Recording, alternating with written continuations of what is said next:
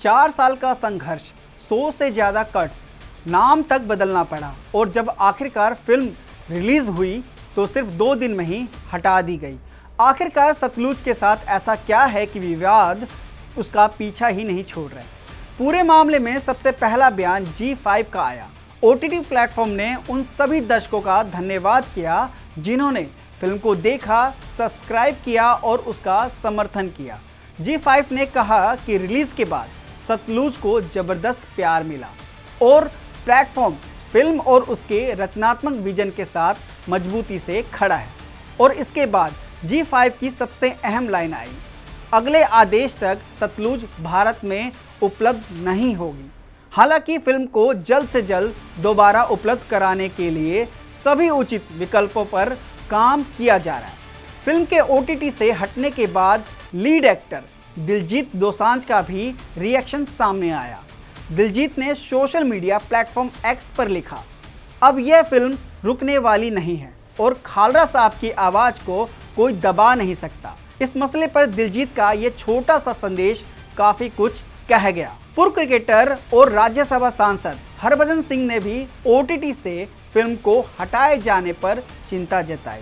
उन्होंने फिल्म का समर्थन करते हुए अपने पोस्ट में लिखा, जलियांवाला बाग भारत के इतिहास की सबसे बड़ी त्रासदियों में से एक था, लेकिन जसवंत सिंह खालरा की कहानी देखने के बाद उनके मन में एक नया सवाल पैदा हुआ है। क्या बाहरी शासकों के अत्याचार से भी ज़्यादा दर्दनाक वह समय होता है जब अपने ही लोगों की रक्षा करने वाले डर की वजह बन जाए। उन्होंने आगे लिखा कि एक पुलिस अधिकारी का काम लोगों की जान बचाना होता है, ना कि अपनी ही ताकत का गलत इस्तेमाल करना होता है। अब सवाल उठता है कि आखिर सतलुज इतनी विवादित क्यों रही।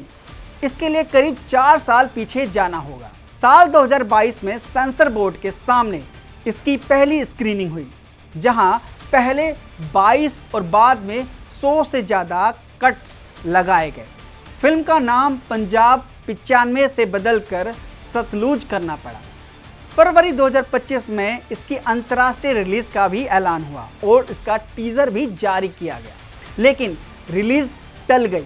बाद में सिनेमाघरों की बजाय इसे OTT पर लाया गया। मीडिया रिपोर्ट्स के मुताबिक कंटेंट की समीक्षा के बाद कुछ हिस्सों के गलत इस्तेमाल की आशंका जताई गई।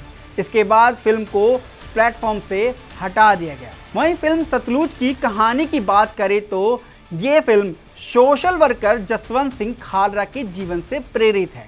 खालरा पंजाब में कोऑपरेटिव बैंक के डायरेक्टर थे और शिरोमणि अकाली दल के ह्यूमन राइट्स सेल के महासचिव भी रहे थे।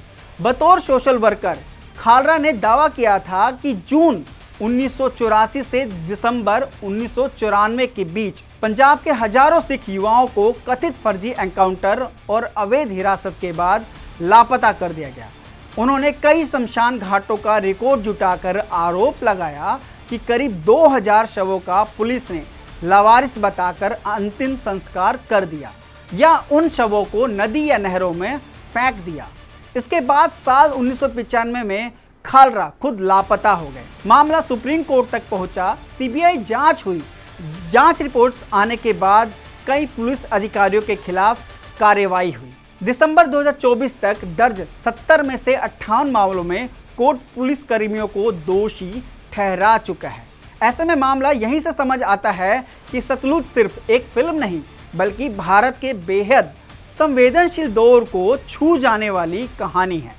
शायद यही वजह है कि रिलीज से पहले इस फिल्म को वर्षों तक सेंसर बोर्ड के साथ संघर्ष करना पड़ा और अब रिलीज होने के महज 2 दिन बाद इसका G5 से हट जाना एक नया सवाल छोड़ गया है। आप पूरे मुद्दे पर क्या सोचते हैं? अपनी राय कमेंट के जरिए बताएं।